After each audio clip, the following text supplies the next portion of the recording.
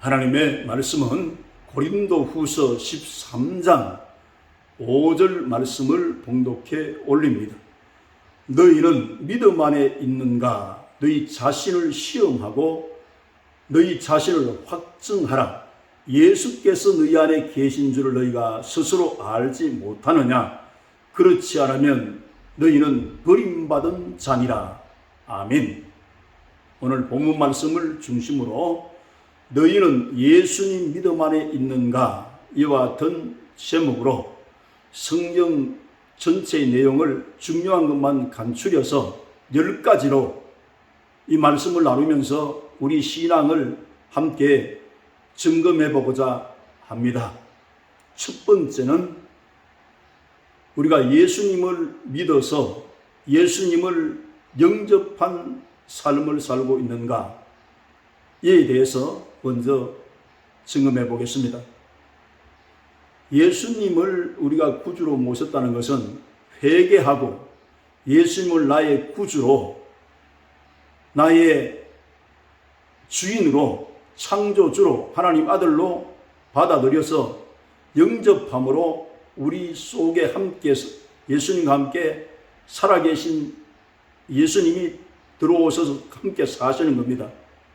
그러면 만왕의 왕이신 예수님이 성전된 우리 몸에 들어오셔서 우리 몸은 하나님을 모신 궁궐이 되고 우리가 예수님과 함께 동행할 수밖에 없는 그와 같은 자신을 발견하게 되어집니다. 살아계신 예수님은 우리 현실 삶 속에 빛되게 오셔서 우리 속에서 빛을 발하십니다. 너희는 세상에 빛을 하셨는데 결국은 예수님이 우리 속에 들어오셔서 살아계셔서 예수님이 빛을 발하게 되는 겁니다. 그래서 우리의 현실의 삶을 예수님이 살아내시기 때문에 그래서 현실적인 삶에 반응하면서 이 사회에서도 이 예수님께서 함께 계셔서 우리 속에서 말씀하시고 가르치시고 또 그 삶을 살아내도록 인도하고 계십니다. 그 성령님과 예수님이 동일하시기 때문입니다. 그럼 예를 들어서 우리가 생각을 해보겠습니다. 지금 우리의 신앙의 삶 속에 종교다원주의라든지 차별금지법이라든지 또는 쥐난노 같은 것 그리고 동성연애 합법적으로 통과하는 문제에 대해서 우리 속에 계신 예수님은 이 사실에 대해서 거부 반응을 일으킵니다. 왜 그런가 하면 예수님이 기뻐하시는 일이 있고 예수님이 좋아하지 않는 일이 있습니다. 이건 성경을 통해서 볼 때 하나님의 생각을 성경이 기록했는데 예수님이 속에 들어와 계시기 때문에 종교다원주의는 왜 이것이 거부가 되는가? 성경이 그랬어요. 온 천하 인간에게 구원을 주실 이름은 예수님밖에 없다고 말씀하시기 때문입니다. 그래서 이 땅에 사는 사람들은 모두가 인간이지만 하나님이자 인간이신 분은 예수님밖에 계시지 않기 때문에 경배의 대상이요, 찬양의 대상이요, 영광 받으실 대상이 오로지 예수님밖에 없기 때문에 그래서 종교다원주의를 우리가 반대하는 것입니다. 이 사실은 우리 대한민국 국민뿐 아니라 세계 모든 민족이 다 함께 알아야 할 사실입니다. 또 기독교인들은 세계 모든 민족에서 예수님을 바로 믿는 사람들은 다 예수님 모시기 때문에 종교다원주의를 거부해. 그래서 길 대신 예수님 오로지 한물이신 예수님을 섬기라고 성경에 말씀하셨기 때문에 그런 태도를 취하는 겁니다.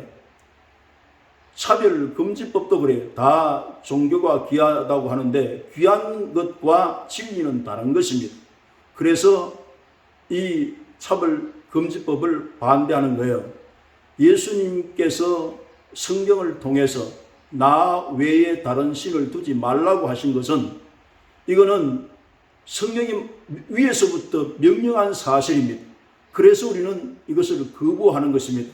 이 세상에 부모님들이 많이 계신데 나를 낳아준 부모님은 한 분밖에 안 계시잖아요.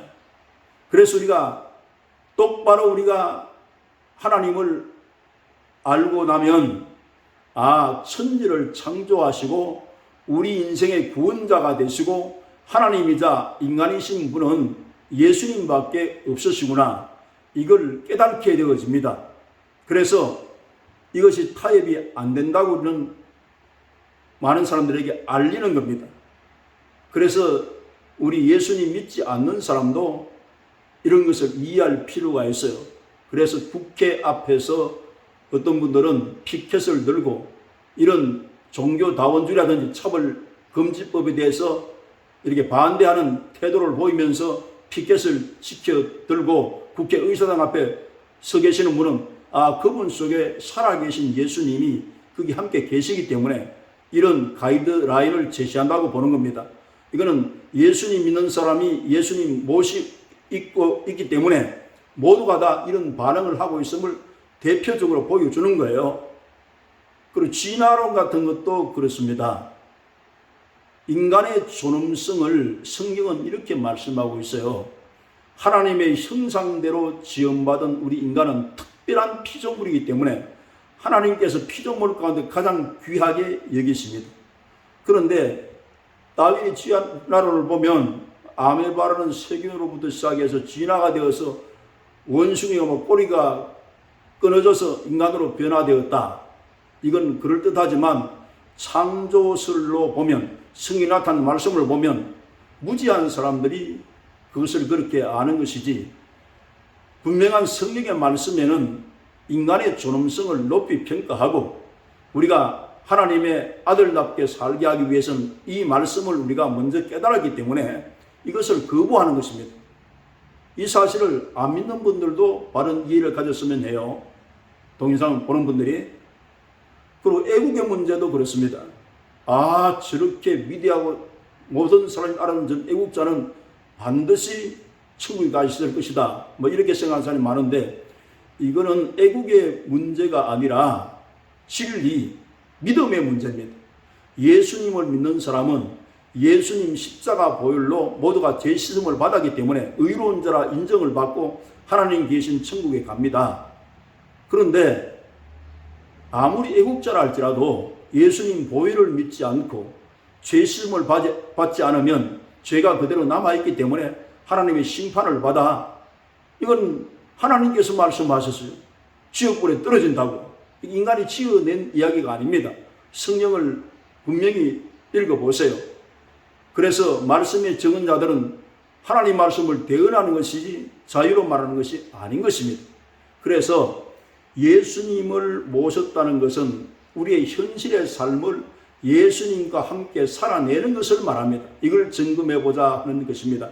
두 번째는 예수님을 경외함으로 바른 예배의 태도를 가지고 있는가, 이걸 한번 같이 점검해 봅시다. 성경에 보면 요한복음 4장 23절로 24절에 이렇게 말씀을 기록하고 있어요. 아버지께 참되게 예배하는 자들은 영과 진리로 예배할 때가 오나니 곧 이때라. 아버지께서는 자기에게 이렇게 예배하는 자들을 찾으시느니라. 하나님은 영이시니 예배하는 자가 영과 진리로 예배할지니라. 예수님이 직접 말씀하셨습니다. 예배하는 자를 찾으시기도 하고 예배한 자를 향해서 예배할지니라, 이렇게 명령조로 말씀하고 계십니다.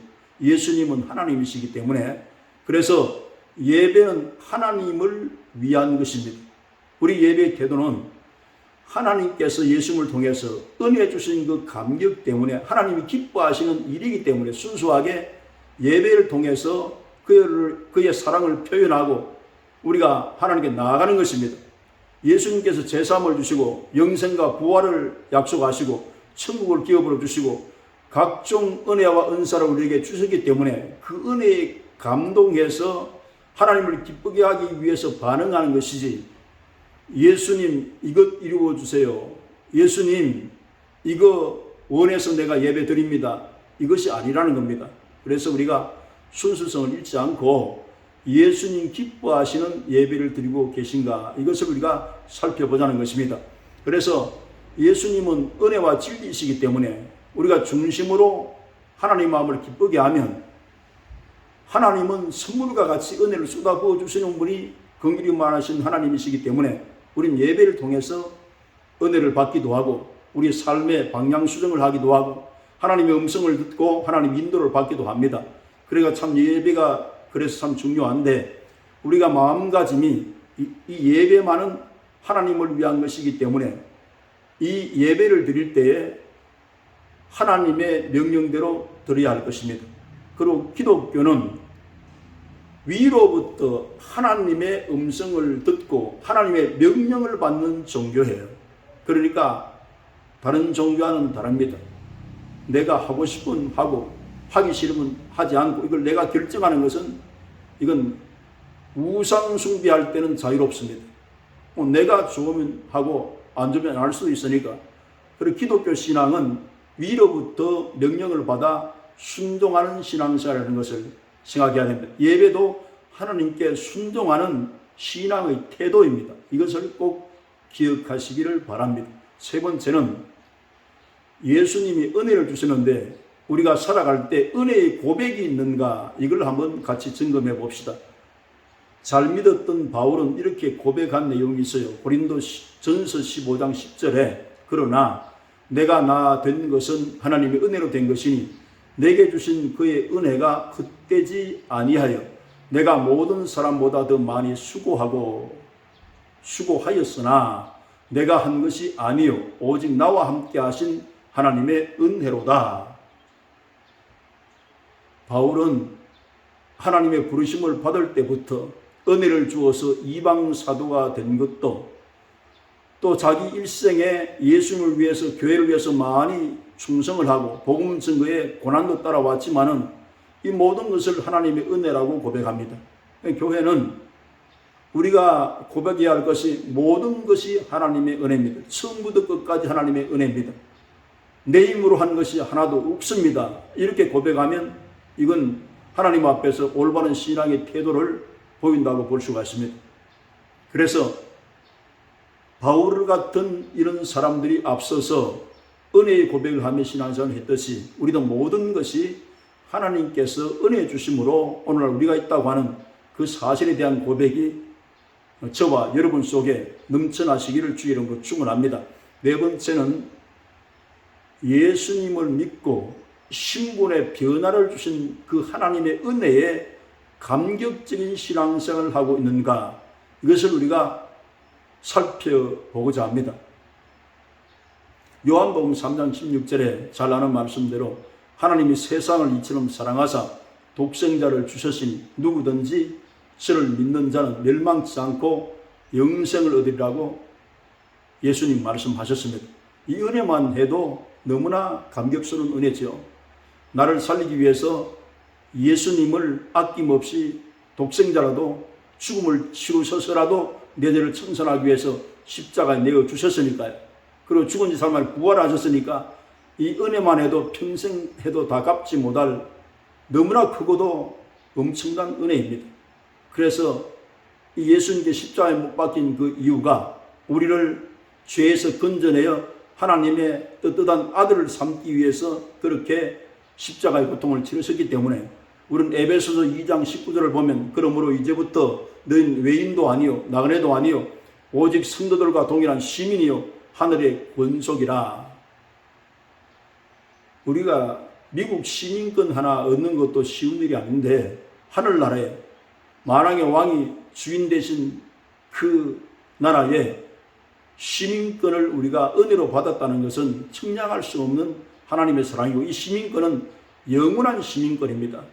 이것만 생각해도 감사한 일이고 또 하늘의 권속이 되었다. 하나님이 나와 함께 살자고 우리를 부르셔서 하늘나라에 소속되게 했으니 이 사실도 은혜로 주었으니 너무나 감사한 일이죠.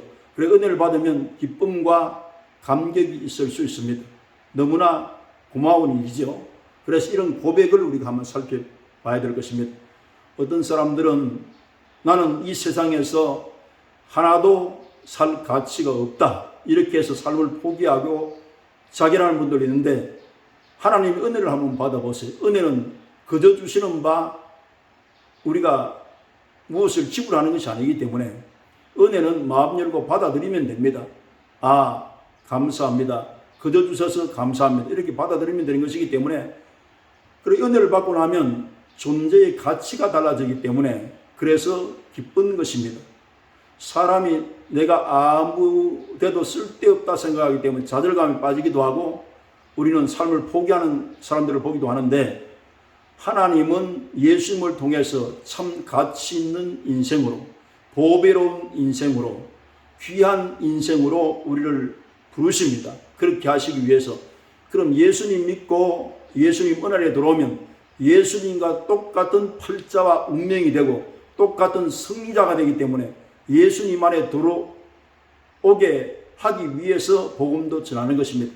그래서 예수님을 받아들이면 베드로전서 2장 9절에 그러나 너희는 택하신 족속이요 왕같은 제사장이요 거룩한 나라요 그의 소유된 백성이니 이는 너희를 어두운 데서 불러내어 그의 기이한 빛에 들어가게 하신 이의 아름다운 덕을 선포하게 하여 하심이라 했습니다.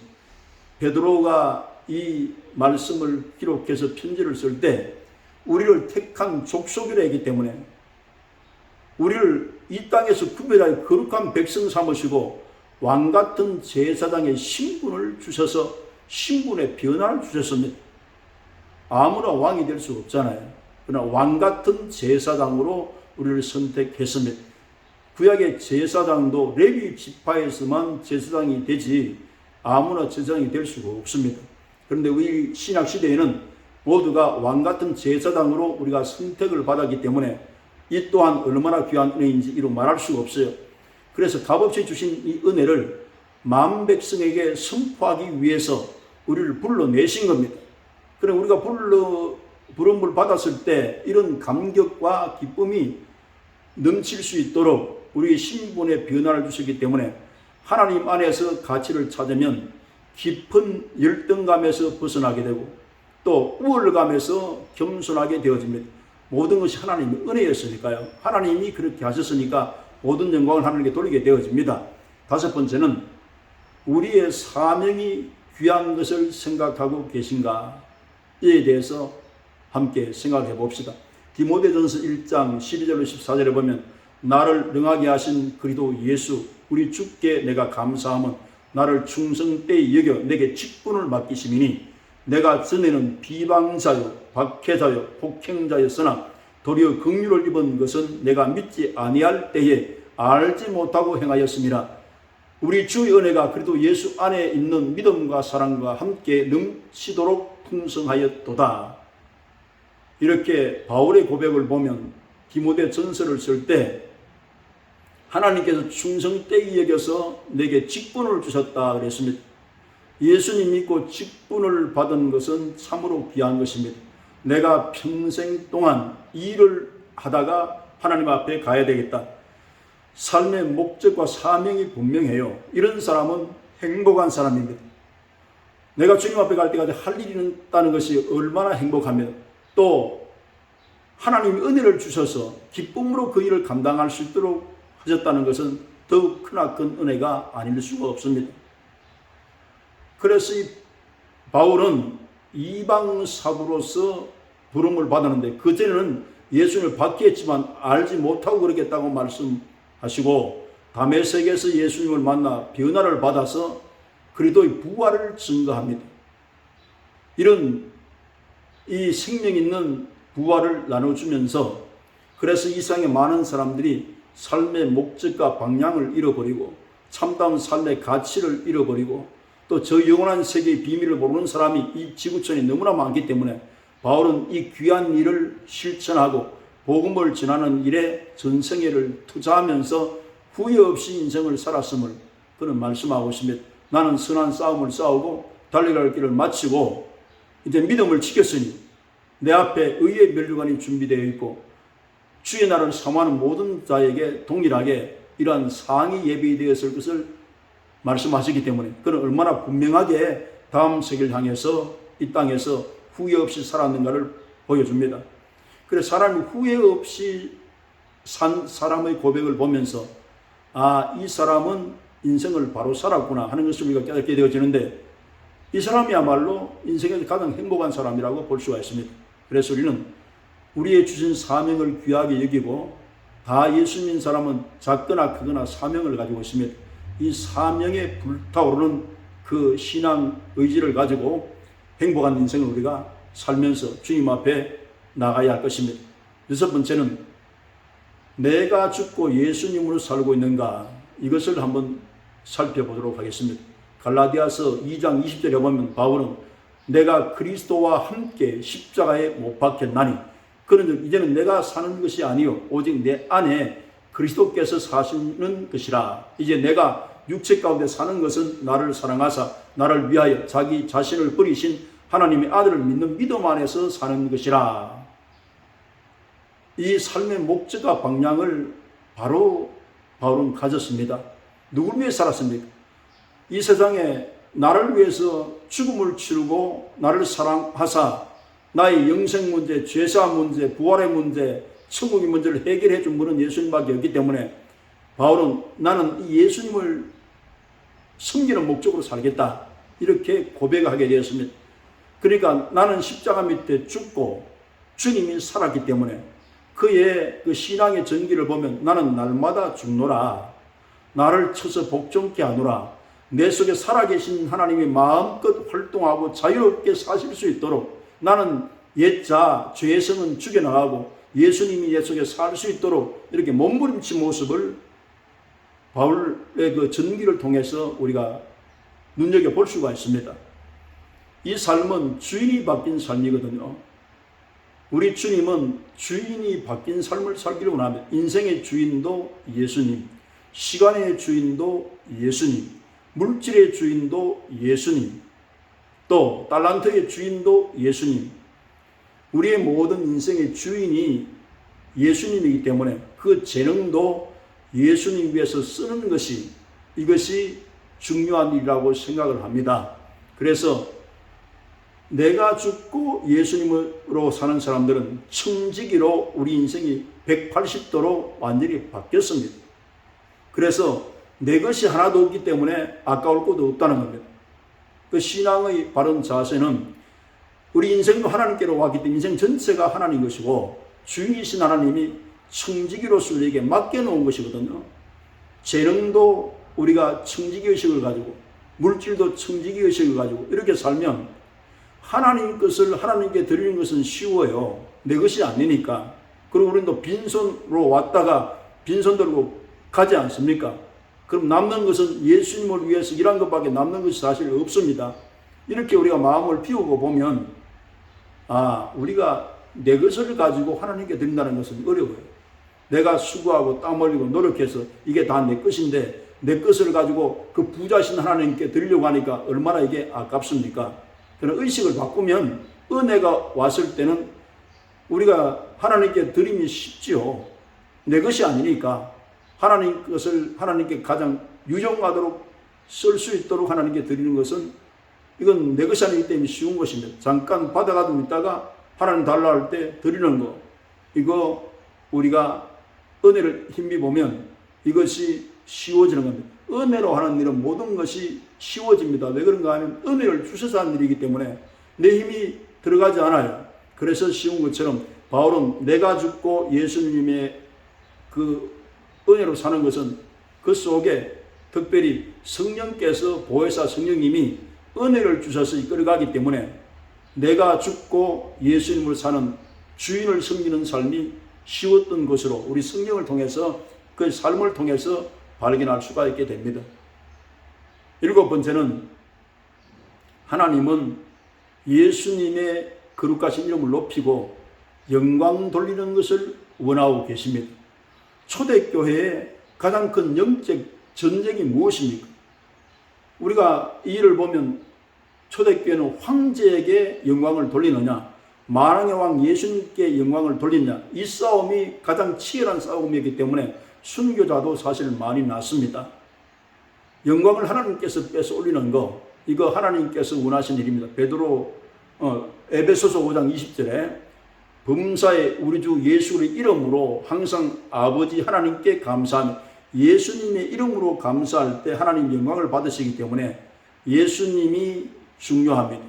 예수님께 모든 권세와 능력을 십자가 이후로 위임을 하시기 때문에 예수님 통하지 않고는 우리가 기도도 하나님 앞에 상달되게 드릴 수가 없고 천국도 예수님 이름 없이는 갈 수가 없는 것이기 때문에 예수님 이름으로 모든 영광을 돌려야 합니다. 그래서 성경을 읽어보면 깨달은 것이 세상에서 가장 큰 도둑은 물질 도둑이 아니라 영광을 빼서 자기가 취하는 도둑입니다. 그래서 하나님은 영광을 오직 하나님만 받으실 수 있기 때문에 우리가 하나님께 영광 돌리는 삶을 살기를 원하기 때문에 성경은 이것을 분명하게 우리에게 가이드라인을 제시하고 있습니다. 요한계시록 5장 12절에 보면 큰 음성으로 이르되 죽임을 당하신 어린 양은 능력과 부와 지혜와 힘과 존귀와 영광과 찬송을 받으시기에 합당하도다 하더라. 오직 영광과 존귀를 받으신 이름은 예수님 이름밖에 없기 때문에 요한도 계시록에 이걸 받아서 이렇게 기록하고 있습니다. 또 내가 들으니 하늘 위에와 땅 위에와 땅 아래와 바다 위에와 또 그 가운데 피조물이 이르되 보좌에 앉으신 이와 어린 양에게 찬송과 존귀와 영광과 권능을 세세토록 돌릴지어다. 영원 무궁토록 영광을 받으셔야 할 분이 예수님이기 때문에 영광 돌릴 수 있는 분이 우리 앞에 계신 것이 얼마나 다행스럽고 감사한 일입니까? 그 우상 숭배라는 것은 하나님 외에 다른 데 영광을 빼서 올리기 때문에 그래서 예수님께서는 이것을 싫어하십니다. 영광을 받아야 할 분이 받으셔야 되잖아요. 우리를 낳아주신 부모님께 효도를 하는 것이 이것이 자식된 도리가 되는 것처럼 천지지으신 하나님, 우리의 구주가 되신 예수님이 영광을 받으셔야 되기 때문에 성경은 이것을 선명하게 우리에게 가르쳐주고 있습니다. 8번째는 보물을 하늘에 쌓아두고 있는가, 이걸 한번 같이 점검해 봅시다. 마태복음 6장 19절 21절에 보면 너희를 위하여 보물을 땅에 쌓아두지 말라. 거기는 좀과 동록이 해하며 도둑이 구멍을 뚫고 도둑질을 하느니라. 우리 신앙생활 하면서 예수님, 하나님이 얼마나 부자라는 것을 우리가 의식하고 신앙생활 하는 것이 좋습니다. 하늘과 땅과 별들과 그 가운데 모든 만물과 5대양 6대조와 천지여신 창조주 하나님의 주인의 것 아닙니까? 그러니까 하나님보다 더 부자는 없었어요. 예수님보다 더 부자는 없었습니다. 다 가지고 계시기 때문에 구속사를 이룰 때도 주 예수님은 더 가질 이유가 없어요. 그래서 빈손으로 오셨다가 빈손으로 십자가에 매달려 알몸으로 돌아가셨습니다. 인생에 와서 취한 것이 없습니다. 왜 그랬습니까? 가장 부자이신데 더 가질 이유가 없어요. 그러나 예수님은 우리에게 뭔가를 주기 위해서 오셨는데 영생과 부활과 천국이 없기 때문에 자기 몸을 희생하셔서라도 풍요하신 하나님이기 때문에 영적인 것이 우리 인생에게 없기 때문에 하늘의 부요와 평강과 은혜와 생명을 우리에게 쏟아 부어 주시기 위해서 오셨습니다. 그러면 너희 보물을 쌓아둘 때 너희를 위하여 보물을 쌓아두라 그랬어요. 하나님은 더 큰 부요가 필요가 없습니다. 단지 우리를 위하여. 우리는 하늘나라에 올려놓은 것이 없으면 아무것도 영원한 생명을 살아갈 때 백지가 와 같습니다. 그래서 우리가 청지기로 맡겨놓은 것을 하나님께 올려놓으면 이거는 영원히 행함대로 보응되는 그 가치를 예수님이 가르쳤습니다. 우리는 빈손으로 왔다 빈손으로 가기 때문에 그런 뭔가 챙겨갈 것이 없어요. 그러나 예수님을 위해서 일해놓은 것은 영원한 세계 거기에서 행함대로 받아 누리는 삶을 예수님이 이 뚜껑을 열어서 말씀하고 계십니다. 이 땅에는 도둑이 있고 종과 동록이 해하기 때문에 보물을 하늘에 쌓아 두라는 것은 보물은 물질도 물질이지만 인생이 가장 귀한 것을 말합니다. 어떤 사람은 건강이 귀하고 어떤 사람은 재물이 귀하고 어떤 사람은 배운 학식이 귀한데 이걸 그리스도를 위해서 써버리면 하늘에 올려놓은 것이 되기 때문에 이 사실을 예수님은 말씀하는 것은 후회 없는 인생을 살 수 있도록 하신 것이고 빈 그물로 우리가 살지 않도록 그 그물 속에 고기가 가득해서 만성이 되듯이 그렇게 넘치게 채워지는 인생이 될 수 있도록 예수님 은혜 주셔서 저 영원한 삶의 세계에 대해서도 말씀하고 있습니다. 그렇기 때문에 이 지상에서도 우리가 잘 살아야 되겠지만 영원한 세계는 더 잘 살아야 됩니다.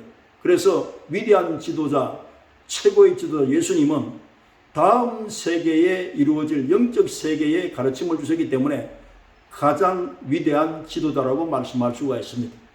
아홉 번째는 예수님의 생애를 담고 있는가, 이걸 한번 점검해 봅시다. 로마서 8장 29절에 하나님이 미리 아신 자들을 또한 그 아들의 형상을 본받게 하기 위하여 미리 정하셨으니 이는 그로 많은 형제 중에서 맏아들이 되게 하려 하십니다.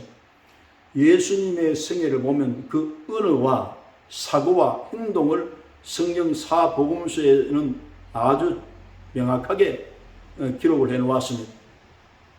예수님의 은혜는 하나님 아버지의 보내신 뜻을 위해서 인생을 사셨기 때문에 그 언어가 하나님께서 아버지를 통해서 하신 말씀을 받아서 이 땅에 전파하셨습니다.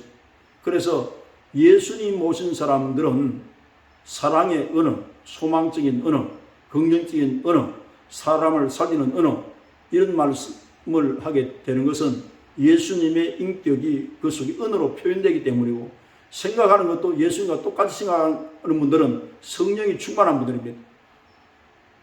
사람이 그 사람을 좋은 사람, 좋지 않은 사람을 알아내는 것이 언어잖아요. 생각 속에 담고 있는 것이 언어로 나오고 행동으로 나오기 때문에 사람을 분별하는 것은 언어를 보면 알 수가 있습니다.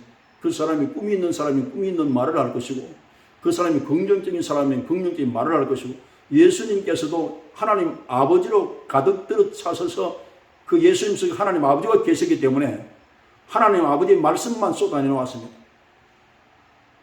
그래서 우리가 신앙생활 할 때 예수님을 닮는다는 것은 신앙의 발전에 굉장히 큰 우리가 도움을 가져올 수 있습니다.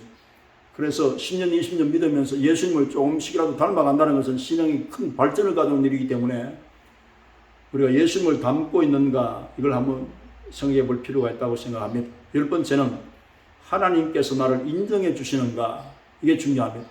예수님을 믿으면 작거나 크거나 하나님의 아들로 인정해 주십니다. 하나님의 아들이 되면 영원히 버리지 않습니다. 또 하나님을 사랑하는 것도 하나님께 인정해 주시면 작게 사랑하거나 많이 사랑하거나 예수님 믿으면 하나님께서 인정해 주십니다. 우리 이름을 생명체에 기록해 놓았기 때문에 우리는 예수님과 떨어지랴 떨어질 수 없다고 말씀하고 있어요. 바울은 이 사실을 알았기 때문에 적신이나 기근이나 칼이나 어떤 위협이라도 그래도 예수님의 사랑 안에서 우리를 끊을 수 없다고 그는 담대한 고백을 한 겁니다. 한번 접붙임이 되기 때문에 떨어질 수가 없다는 게 예수님과, 그래서 우리는 예수님을 믿어야 든든한 보장을 받게 됩니다. 반석 위에 세운 믿음이라는 것은 예수님의 언약의 말씀 위에 우리 신앙이 세워졌기 때문에 자신 있고 명확하고 확신을 가질 수가 있는 겁니다. 예수님 믿는 사람은 버림받지 않습니다. 그 아들을 왜 하나님께서 버립니까? 독생자를 주어서 살리기 위해서 우리를 건지신 하나님이 아들을 삼은 백성을 버릴 이유가 없죠. 그걸 우리가 마음속에 깔고 이 말씀을 봐야 될 것입니다. 제가 신앙생활을 하면서 가장 두렵고 또 이해가 안 되는 아이라는 말씀이 이 말씀이었는데요.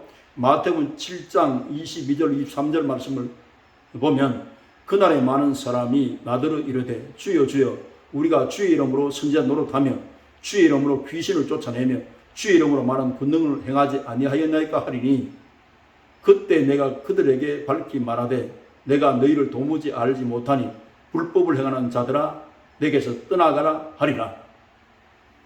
하나님 말씀은 하나님의 생각이고 하나님의 뜻입니다. 그래서 이 말씀을 접하면서 성경적으로 이 말씀을 정립해 본 적이 있어요. 왜 그런가 하면 이 말씀이 이해 안 되는 부분이 있었기 때문에 그날에 많은 사람들이 주여 주여 부르지만은 하나님 모른다 하셨고 주의 이름으로 귀신을 쫓아내며 주의 이름으로 많은 권능을 행치 아니하였나이까 이 말씀이 굉장히 마음에 부담이 되었습니다.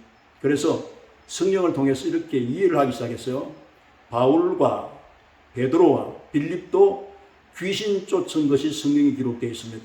그럼 이 사람들도 다 천국에 가 있잖아요. 그러면 하나님의 자녀가 되고 하나님 백성 된 사람은 버림을 받지 않습니다.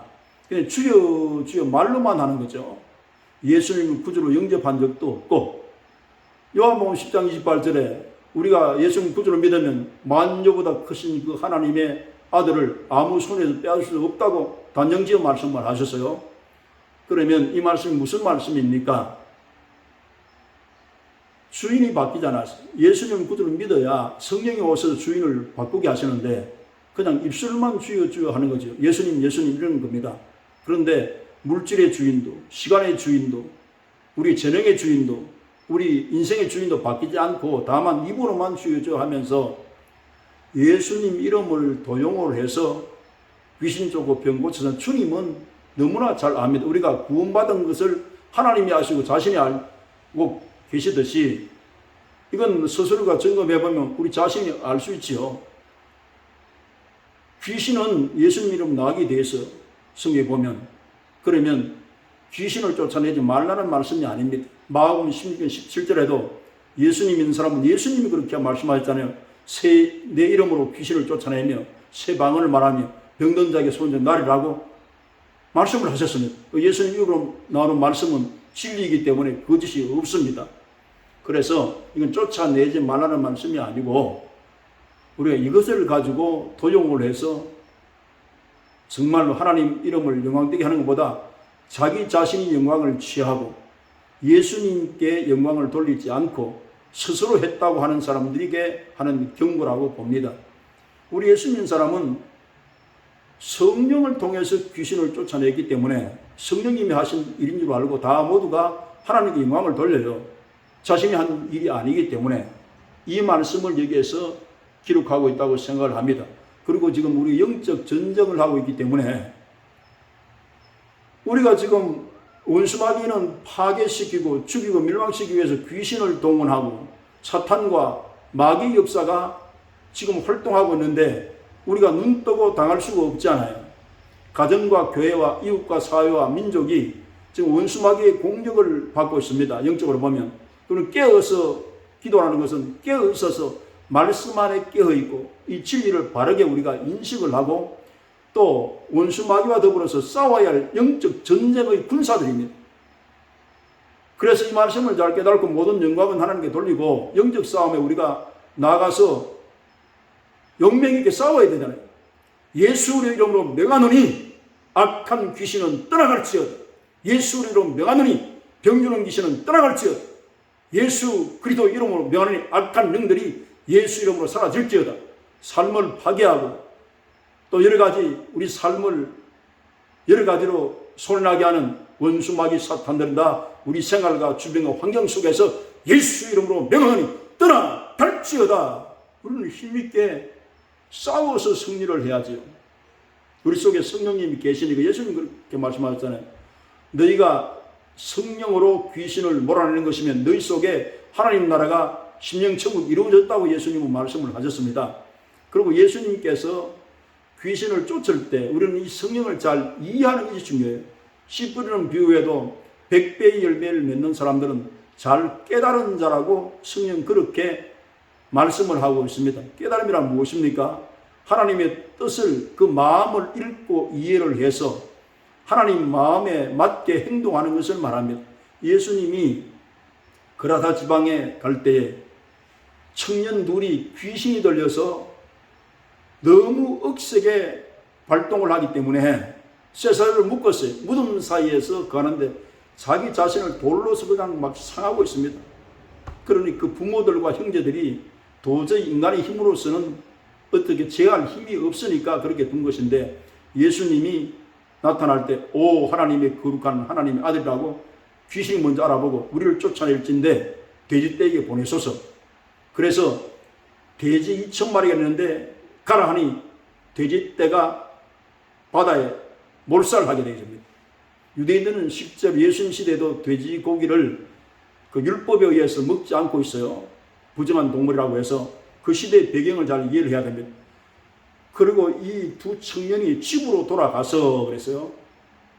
하나님이 하신 이 위대한 일에 대해서 알리라고 예수님이 그렇게 말씀을 했습니다.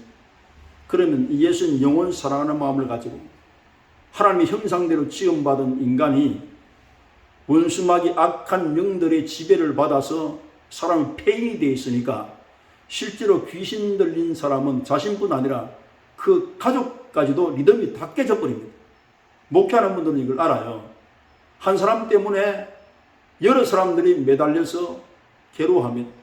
간질 귀신 들린 사람들도 그 주변의 가족들이 밤잠을 못 자고 함께 고민하는 것을 본 적이 있어요. 그것은 실제로 볼 때 영혼을 사랑해서 원수마귀에서 주님은 해방주로 오셨잖아요. 한 인간을 하나님 형상 회복입니다.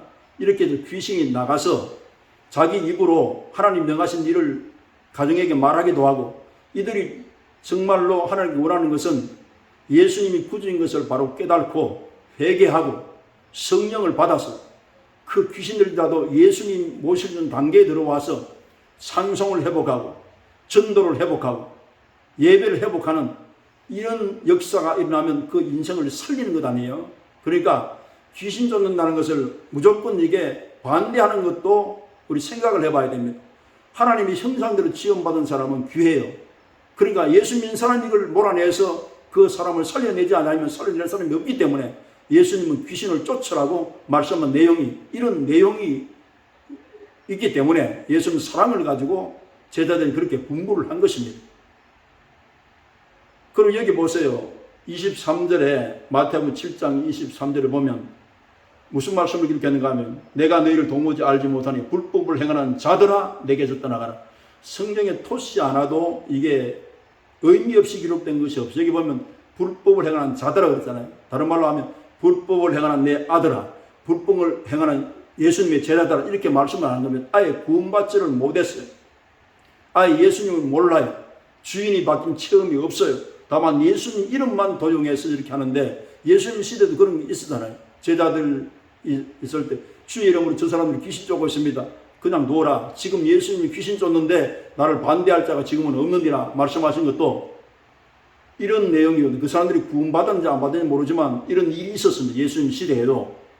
그래, 이 말씀을 잘 정립해야 할 이유는 우리가 이 마지막 때는 영적 싸움이 너무 치열하고 마지막 때가 되기 때문에 우리를 해치고 파괴시키고 죽여 멸망시키는 원수를 이길 수 있도록 성령으로 무장을 해서 이해할 부분은 이해를 하고 성서적으로 하는 것이 중요합니다. 예수님은, 저는 이 말씀을 강조하고 싶어요. 성령과 말씀으로 귀신을 쫓아냈지 인간의 어떤 힘을 가한 것이 없습니다. 이 말씀만 해도 필이 빨리 오는 사람 빨리 깨달을 거예요. 다른 방법을 사용하는 것을 우리가 성경적으로 좀 다듬어야 합니다. 이걸 우리가 기억하셔서 한국 교계뿐 아니라 세계 모든 교회가 우리가 동일하게 말씀을 점검해야 할 것은, 우리도 살아계신 하나님이신 예수님을 우리 속에 모셔서 예수님과 함께 사는 생활이기 때문에 모든 민족과 세계 나라의 사람들이 이 말씀으로 우리가 새롭게 한번 점검을 해보고 하나님 기뻐하실 수 있는 방향으로 신앙의 그 목표를 가지고 좋은 방향을 향해서 예수님과 동행할 수 있는 행복한 신앙의 삶을 함께 살아나가게 되시기를 주 예수님의 이름으로 부탁합니다.